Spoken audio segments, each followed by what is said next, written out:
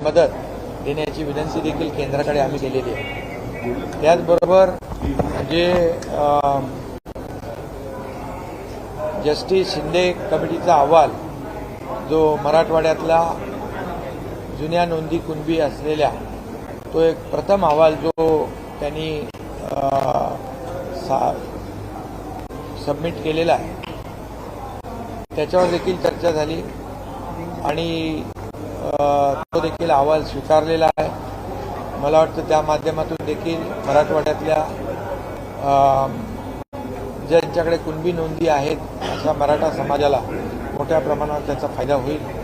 त्याचबरोबर supreme कोर्टातल्या curative petition जी आहे ती देखील तात्काळ त्याची सुनावणी घ्यावी अशा प्रकारची विनंती देखील सुप्रीम कोर्टाला करण्याचा निर्णय झाला आणि त्यासाठी जो आयोग आहे त्या आयोगाला देखील मराठा समाज मागास कसा आहे या संदर्भातला पूर्ण डेटा एम्पिरिकल डेटा गोळा करण्याच्या सूचना दिलेल्या आहेत आणि त्याप्रमाणे कारवाई देखील सुरू झालेली आहे आणि त्यासाठी जस्टिस भोसले अध्यक्ष म्हणून जस्टिस गायकवाड आणि जस्टिस शिंदे यांची एक कमिटी गठीत केली आहे आणि ही कमिटी जी आहे मराठा समाजाला आरक्षण मिळालं पाहिजे, टिकणारं आरक्षण मिळालं पाहिजे, कायद्याच्या चौकटीत बसणारं आरक्षण मिळालं पाहिजे यासाठी हे तिन्ही निवृत्त न्यायाधीश न्यायमूर्ती यांची कमिटी सरकारला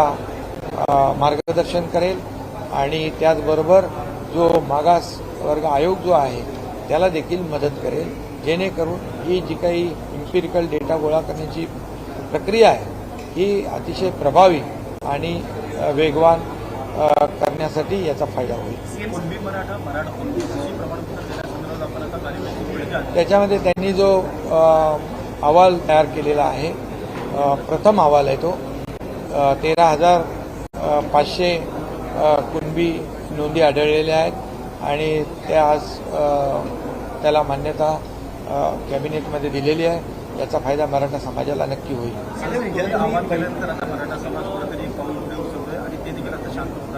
मराठा समाजाला मी कालही आवाहन केलं, मनोज जरांगे पाटील यांच्याशी मी देखील ते संपर्कात आहे आणि त्यांनी देखील हे जे काही मराठा समाजाला आरक्षण देण्याची भूमिका त्यांची जी आहे तशी सरकारची देखील भूमिका आहे। मी ती भूमिका जाहीरपणे पण मांडलेली आहे आणि त्यामुळे थोडा याला वेळ दिला पाहिजे।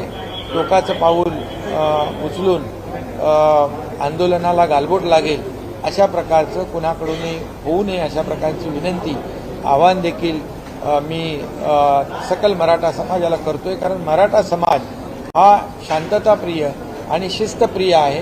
कारण गेल्या वेळेस 58 मोर्चे लाखांचे 58 मोर्चे निघाले, लाखो लोक एकत्र जमा झाले, पण कुठेही हिंसात्मक आंदोलन कुठेही झालं नव्हतं। अतिशय शिस्तबद्ध पद्धतीने ही आंदोलनं झाली आणि त्या काळामध्ये मराठा समाजाला देवेंद्रजी मुख्यमंत्री असताना मी कमिटीमध्ये होतो, आरक्षण देण्याचं काम केलं होतं आणि म्हणून मराठा समाजाला माझी नम्र विनंती आहे की आपल्या आंदोलनाला गालबोट लागेल, हिंसात्मक आंदोलन होईल अशा प्रकारचं करू नका। कारण शेवटी आपलं शिस्तबद्ध पद्धतीने आंदोलन करण्याची आपली जी काही परंपरा आहे त्याला कुठेही गालबोट लागेल अशा प्रकारचं काम कृत्य कुणाकडून होऊ नये अशा प्रकारची माझी भावना आहे आणि मनोज जरांगे पाटील यांनी देखील तशा प्रकारचं आवाहन मराठा समाजाला केलेलं आहे। यापुढे त्यांनी करावं आणि त्यांनी स्वतःच्या तब्येतीची आरोग्याची देखील काळजी घ्यावी त्याची देखील चिंता सरकारला आहे। उद्धव ठाकरे यांनी आज पत्रकार परिषद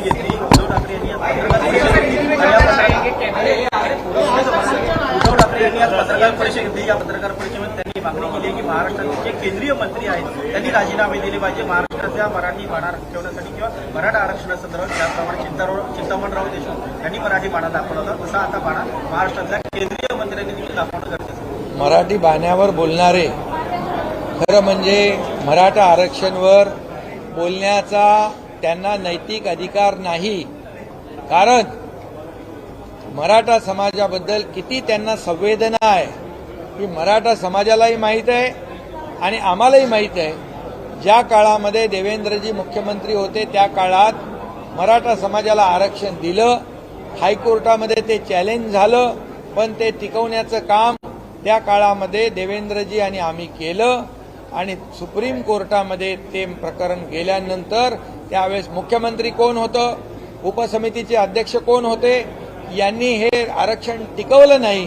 खरं म्हणजे मराठा समाजाच्या आरक्षणाचे मारेकरी खऱ्या अर्थाने तुम्ही आहात आणि म्हणून तुम्हाला मराठा समाजाच्या आरक्षणावर बोलण्याचा नैतिक अधिकार नाही. तुम्ही मराठा समाजाच्या महिलांच्या मूक मोर्चाला मुका मोर्चा म्हणून हिणवणारे, महिलांचा माता भगिनींचा अपमान करणारे कोण होते हे देखील सकल मराठा समाजाला माहीत आहे आणि म्हणून जे मराठा समाजाचं आरक्षण घालवायला जबाबदार तुम्ही आहात आणि ते आम्ही आता मिळवण्याचा प्रयत्न करतोय. आम्ही त्यासाठी क्युरेटिव्ह पिटिशन दाखल केलेली आहे आणि त्यासाठी जस्टिस भोसले, गायकवाड, शिंदे कमिटी गठीत केली आहे. आयोगाला एम्पिरिकल डेटा गोळा करण्याचं काम युद्ध पातळीवर करण्याच्या सूचना दिलेल्या आहेत.